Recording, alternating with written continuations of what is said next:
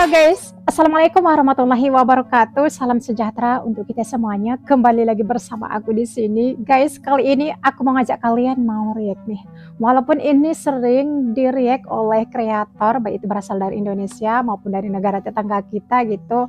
Ini untuk mengingatkan kita sejarah yang masa pada waktu itu, masa lampau lah kita katakan gitu. Ini ada profesor yang berasal dari negara tetangga kita yaitu Malaysia. Mereka itu mengagumi bangsa Indonesia ini guys gitu. Bangsa Indonesia ini begitu besar dari Sabang sampai Papua Indonesia gitu bisa bersatu gitu guys. Sementara di negara mereka seperti apa coba? Makanya profesor yang berasal dari Malaysia ini yaitu Profesor Dr. Teo Kok Siong mengatakan gitu, rukun negara kita pun dari Indonesia juga yaitu Pancasila katanya guys. Rukun negara kita pun dari Indonesia kata Profesor Dr. Teo Kok Siong gitu. Wah, berarti mereka mencontohi Pancasila Indonesia gitu kan? Terus kata profesor ini juga Pancasila ini sangat berjaya di negara kita guys. Jadi profesor ini kagum kepada negara kita gitu. Bangsa ini begitu besar gitu ya bisa bersatu. Kita syukur ya guys apa yang telah diberikan Allah Subhanahu wa taala kepada bangsa Indonesia gitu. Negara lain aja kagum terhadap bangsa Indonesia kita ini gitu, bangsa yang begitu besar. Negara lain gak ada seperti negara kita ini guys. Kita lihat negara Indonesia begitu luas dari Sabang sampai Papua Indonesia itu bisa bersatu dengan menggunakan bahasa Indonesia. Dan Pancasila kita ini juga berjaya di negara kita, enggak kayak di negara-negara lain gitu. Kita lihat ini ya yang disampaikan oleh Profesor Dr. Teo Kok Siong yang berasal dari Malaysia. Ini dia videonya. Banyak benda kita gagal. Maksudnya kita mengambil rukun negara kita pun dari Indonesia juga, iaitu Dari Pancasila mereka kan. Dan Pancasila di sana begitu berjaya. Kita di sini tak berjaya. Berjaya pada tahap awal saja. Ingat 5 prinsip itu. Tahap ingat saja. Hafal saja.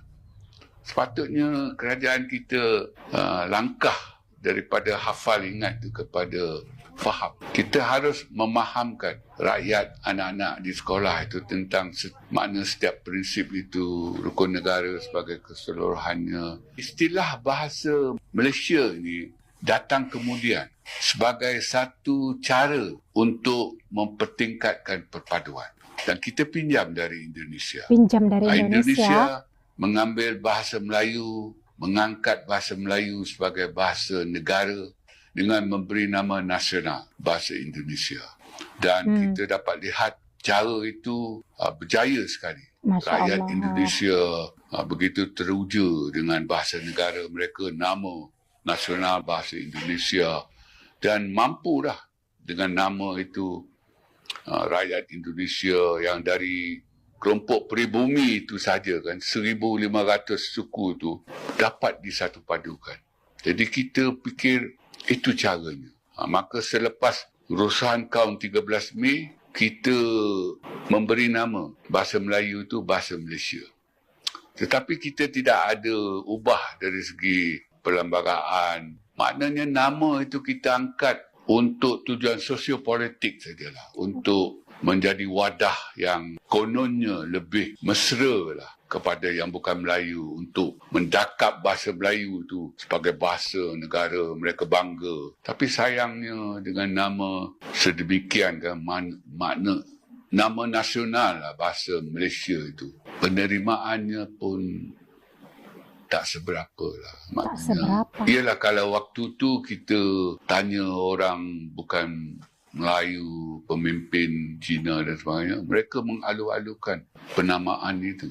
Baguslah, ini bahasa kita semualah rakyat Malaysia. Dan sepatutnya nama bahasa Malaysia itu boleh mempertingkatkan kebanggaan terhadap bahasa Melayu itulah. Tetapi sayangnya dia tinggal nama sajalah. Dari segi perundangan negara, tidak ada pun istilah bahasa Malaysia itu digunakan pakai. Dan seperti itu ya yang dikatakan oleh Profesor Dr. Teo Kok Seong yang berasal dari negara tetangga kita gitu guys. Jadi di sini sudah jelas ya apa yang disampaikan oleh Profesor Dr. Teo Kok Seong gitu. Jadi di sini tidak ada kesalahpahaman di antara kita guys. Emang benar sih gitu. Kalau rukun negara Malaysia itu diambil dari Pancasila Indonesia. Seperti itu maksudnya disampaikan oleh Profesor Doktor ini guys. Jadi gimana pendapat teman-teman semuanya? Jadi ternyata nih ya, negara Malaysia itu, negara tetangga kita ini, rukun negara mereka itu mencontohi dari Pancasila Indonesia gitu. Kita negara yang bertetanggaan ini ya guys, pasti ada perbedaannya, pasti juga ada persamaannya gitu. Walaupun banyak di antara mereka mengatakan bahwasanya negara kita ini adalah negara yang serumpun gitu. Rumpunnya di mana? Apakah satu rumpun dengan suku Melayu, Jawa, atau suku lainnya, atau keseluruhannya gitu?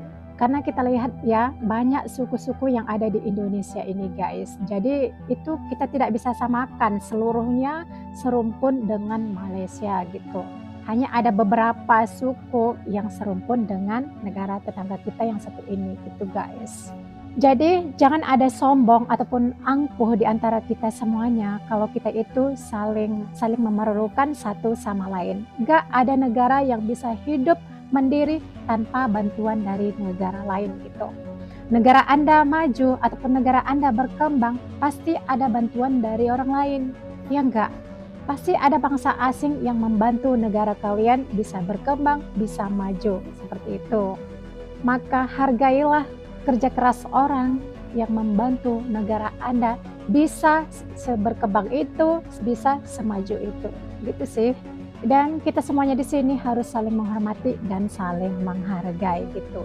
Setiap negara pasti ada kelebihan, kelemahan, kebaikan, keburukan,